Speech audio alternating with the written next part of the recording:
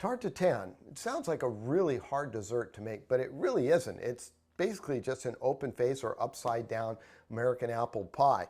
The recipe takes a little bit of work, but it's not that hard. Let's get cooking with style.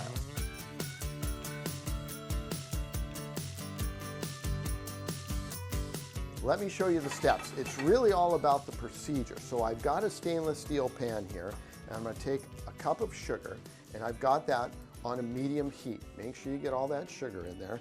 And to this, on the medium heat, we're going to add about a tablespoon or two, make it 2 tablespoons of water. And now we're going to start melting this sugar, and we're going to start to let it caramelize a little bit. So this is going to take about 5 minutes for that to happen. Along the way, you're probably going to have to add just a little bit of water. Make sure you get that and incorporate it right away into the center. And we're just about ready to have this turn to caramelized. All right, this is a long procedure, but you can see we've got a nice caramelization here. To this now, I'm going to turn my heat down. Okay, my heat's going to come down to medium, and I'm going to add some butter to this now.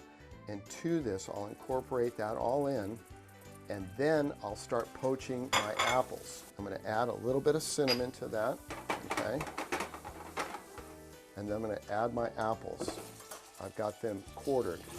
And now we're just going to start basting these apples in this sauce. One thing though I'm going to tell you that I forgot to put in, we're going to put it in right now, is a little bit of nutmeg. And I know it seems like a little bit. It's just 1/8 of a teaspoon. But we're going to mix that in, because we want all our ingredients in there. And then you're going to take these apples and we're going to treat them just like potatoes. We'll take a knife in them, and when they're tender, we'll make this all come together.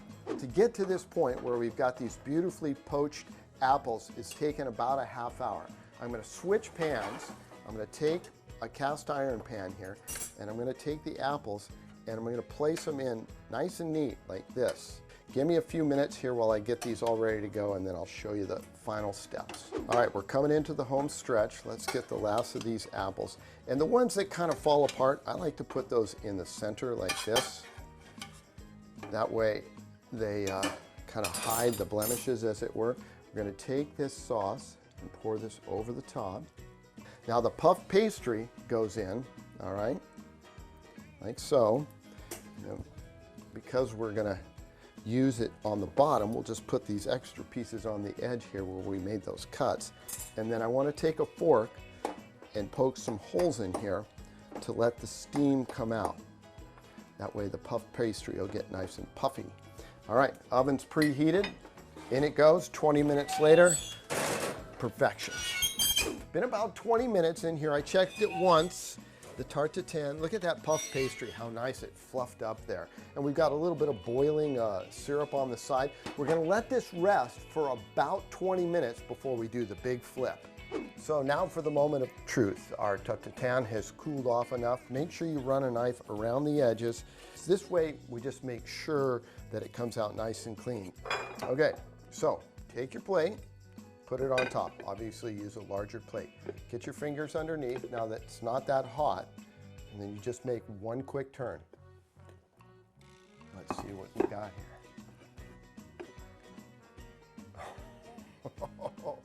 How good does that look? Oh my goodness gracious.